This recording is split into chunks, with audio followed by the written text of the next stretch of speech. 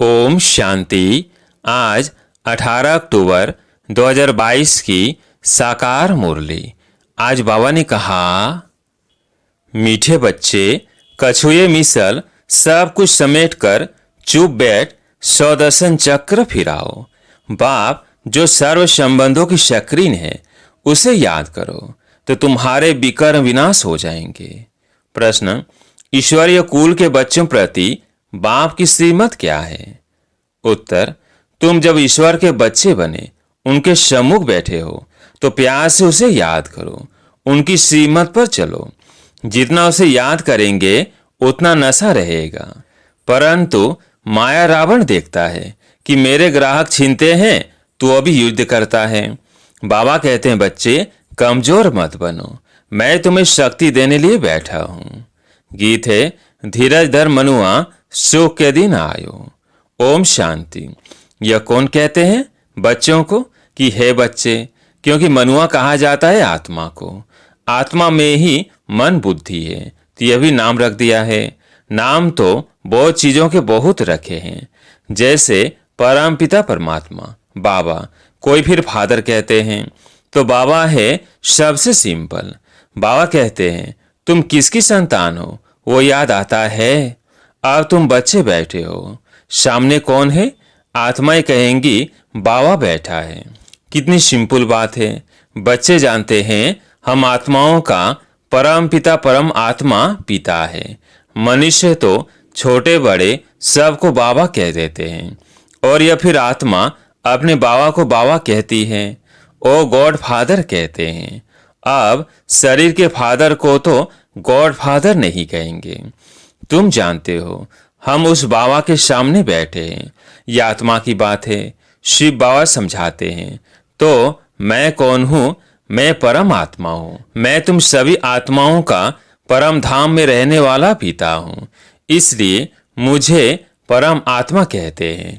इकट्ठा करने से हो जाता है परमात्मा। कितना सहज है। यह कौन बैठा है? शिव बाबा। वह न होता तो यह ब्रह्मा भी नहीं होता। तुम बच्चों की दिल में हमेशा उनकी याद रहती है वो भी आत्मा।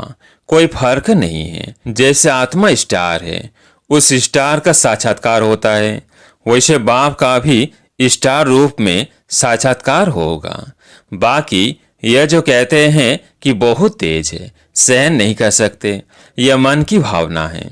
बाकी तो बाप यथार्थ करके समझाते हैं कि जैसे तुम आत्मा हो वैसे मैं भी आत्मा हूँ।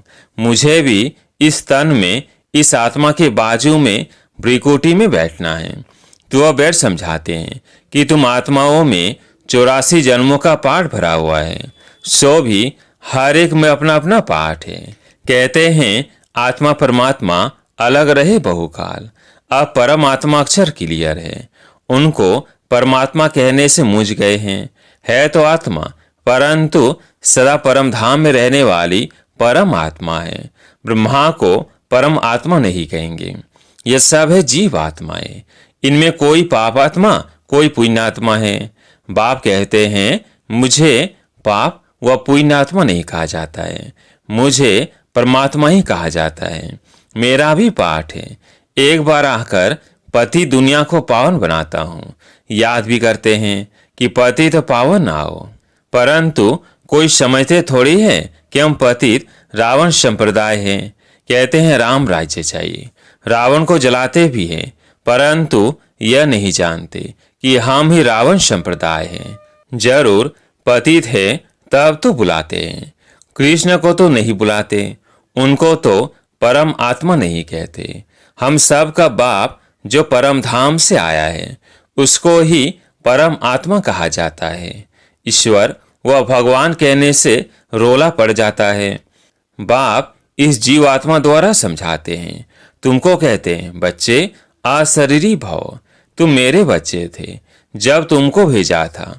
स्वर्ग में शरीर धारण कर आए, चक्र लगाते लगाते अब तुमने 84 का चक्र पूरा किया। इस समय सब रावण की संतान है। रावण ने ही पतित बनाया है।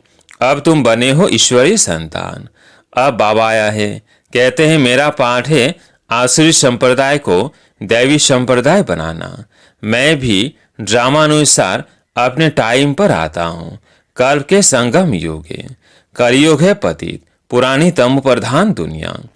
तब मैं आता हूँ सूर्यवंशी चंद्रवंशी कुल का राज स्थापन करने। न हो तो स्थापन करूं।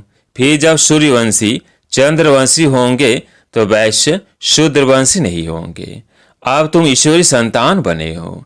दैवी संतान बनने के लिए तो बाप के साथ योग चाहिए, जिससे विकर्म विनाश हो। एवर हेल्दी एवर वेल्दी बनने के लिए स्वदर्शन चक्कर फिराना पड़े। बाबा को याद करना है, इसमें ही मेहनत है। यह चार्ट रखो कि कितना समय बाबा को याद करते हैं। जितना याद में रहेंगे तो अतिंद्रिय सुख की भाषणा आएगी। तब कहा जाता है अतिंद्रिय सुख पूछना हो तो गोपी वल्लभ के गोप गोपियों से पूछो। वल्लभ कहा जाता है बाप को। बाप का रूप भी बेटे जैसा ही होता है, वैसे आत्माओं का बाप भी आत्मा ही है, परंतु परम धाम में रहने वाला है। अगर वो बीज नीचे चक्र में चला आए तो झाड़ ऊपर चला जाए। जैसे वो झाड़ होता है, उनका बीज नीचे झाड़ ऊपर, परंतु ये उल्टा झाड़ है, जिसका बीज रूप परम आत्मा परम धाम में निवास करते हैं।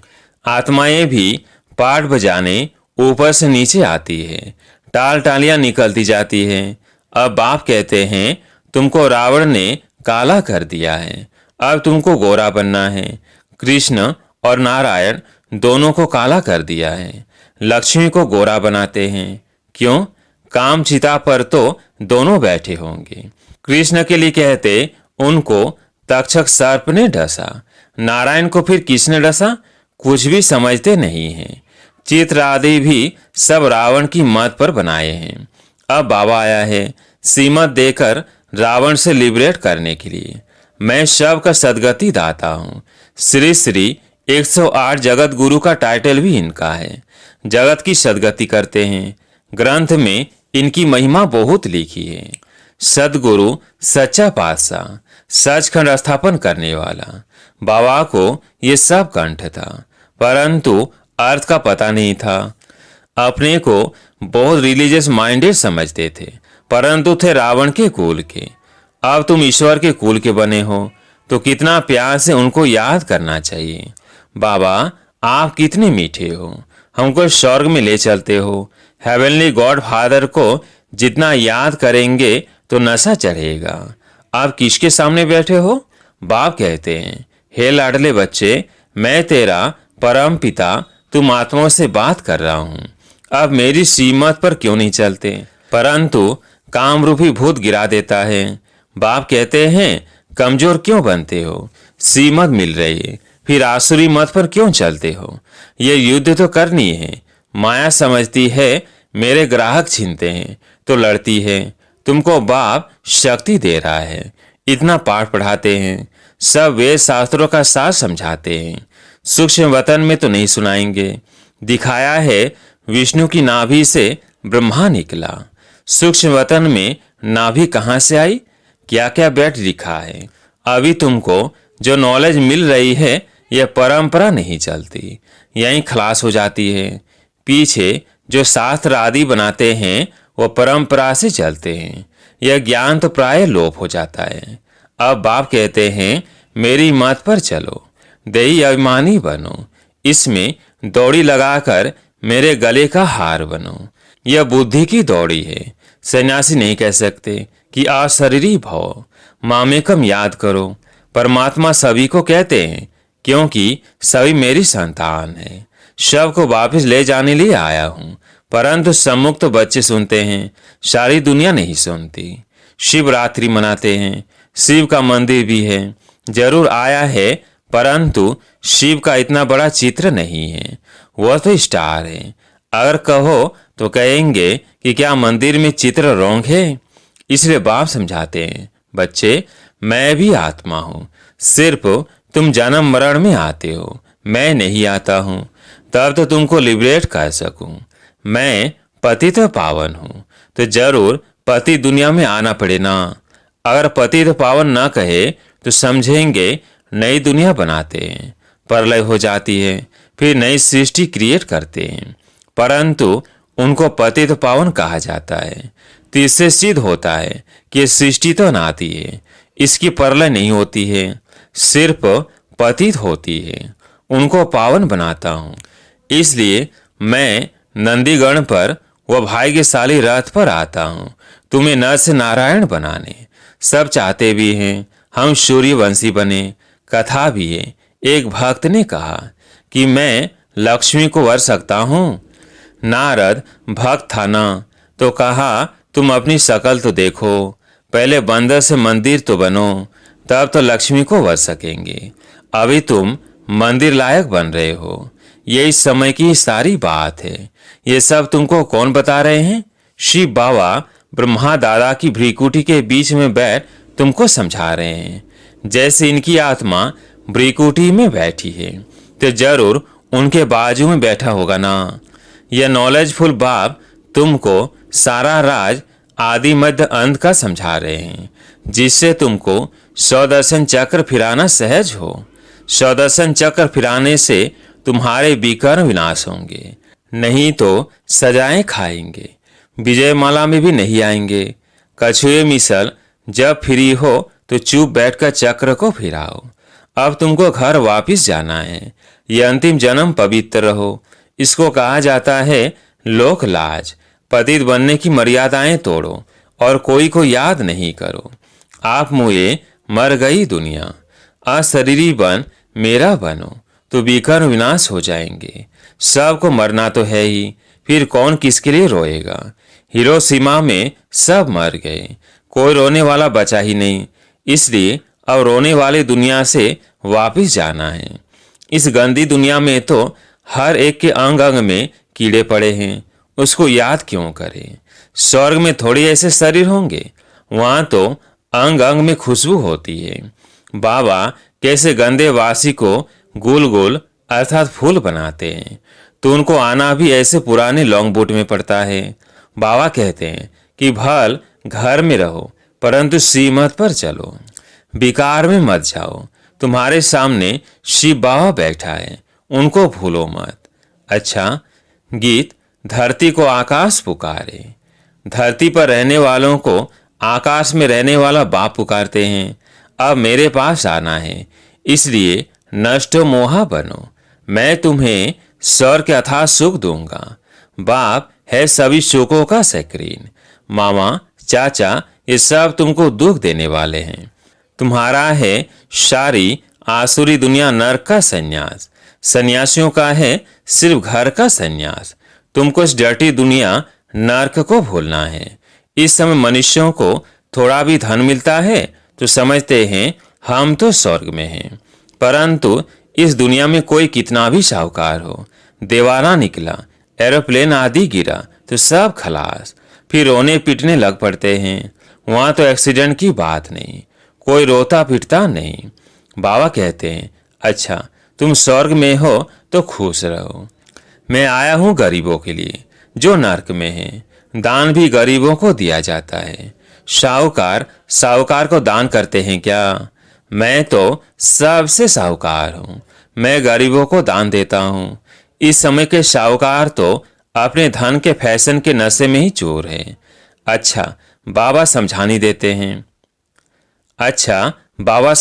देते हैं। यह इंद्रप्रस्थ या हंस मोती चुगेंगे, बाकी जो बगुले होंगे वो तो पत्थर ही उठाएंगे। इसलिए बाबा कहते हैं यहाँ हंस अर्थात गुणग्राही आने चाहिए, बगुले अर्थात अवगुण देखने वाले नहीं।